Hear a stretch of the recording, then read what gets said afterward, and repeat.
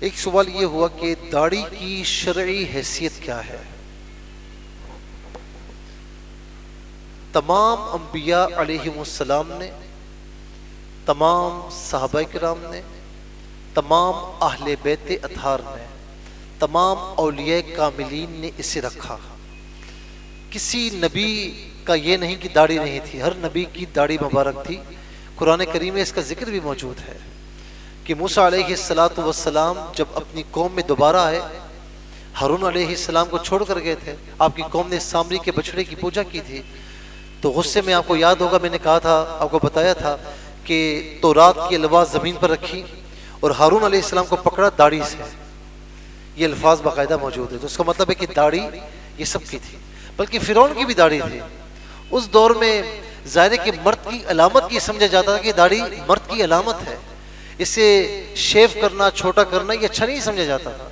تو حضور نبی کریم علیہ السلام کی بھی سنت ہے، فرمایا کہ وفر اللحا وقصر الشوارب، فرمایا داڑھیوں کو چھوڑ دو، داڑھیوں کو معاف رکھو اور مونچھوں کو پست رکھو۔ تو مونچھیں جو ہے اتنی ہونی چاہیے کہ اس کے جو بال ہیں یہ ہونٹوں پر نہ آئیں، صحیح ہے نا؟ بعض اوقات ہونٹوں پر آتے تو پانی پی رہے تو سارے بال پانی میں جا رہے ہیں، ایسا نہیں ہونا چاہیے۔ بال اتنے ہوں کہ ہونٹوں سے اوپر تک ہوں، ہونٹوں سے نیچے نہ آئیں، اور داڑھیوں کو معاف رکھو۔ تو یہاں پر آپ دیکھیں کہ باقاعدہ امر کا صیغہ ہے، تو یہ داڑھی یہ سنت مؤکدہ قریب من الواجب ہے، یعنی اسے ایک طریقے سے واجب سمجھیں، قریب من الواجب ہے۔ تو اس سنت کو کبھی کسی حال میں چھوڑنا نہیں چاہیے۔ اب رہی یہ بات کہ جس کی داڑھی جو مونڈتا ہے یا کم کرتا ہے، اب اس کی شرعی مقدار کتنی ہے؟ تو یہاں پر یاد رہے کہ عبداللہ ابن مسعود رضی اللہ تعالی عنہ اب عمل ہمیں بتا رہے ہیں، کیونکہ یہ حضور نبی کریم علیہ السلام کے ساتھ رہے، آپ کی خدمت اقدس میں رہے، تو آپ یہاں سے بھی یعنی یہ جو نچلی والی داڑھ ہے نا، اس کے بعد سے داڑھی یوں لیتے تھے، اور جو فاضل بال ہوا کرتے اسے لے لیا کرتے، کاٹ لیا کرتے۔ اسی طرح یہاں سے بھی، اسی طرح بیچ میں سے، تو داڑھی ایک مٹھ اس کی شرعی مقدار ہے۔ ایک مٹھ سے کم ہونا، یہ داڑھی کو منڈوانا یہ بالکل بھی جائز نہیں ہے، بلکہ یہاں تک فقہا فرماتے ہیں کہ جس کی داڑھی ایک مٹھ سے کم ہے تو وہ امامت کروانے کا اہل نہیں ہے۔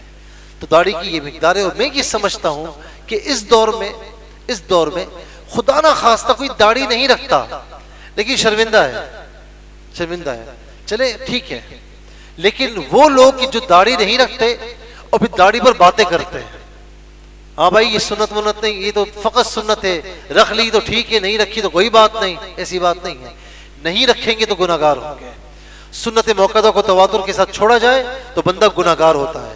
اور سب سے بڑھ کر ہر کوئی اپنے بڑوں کی نقل کرتا ہے۔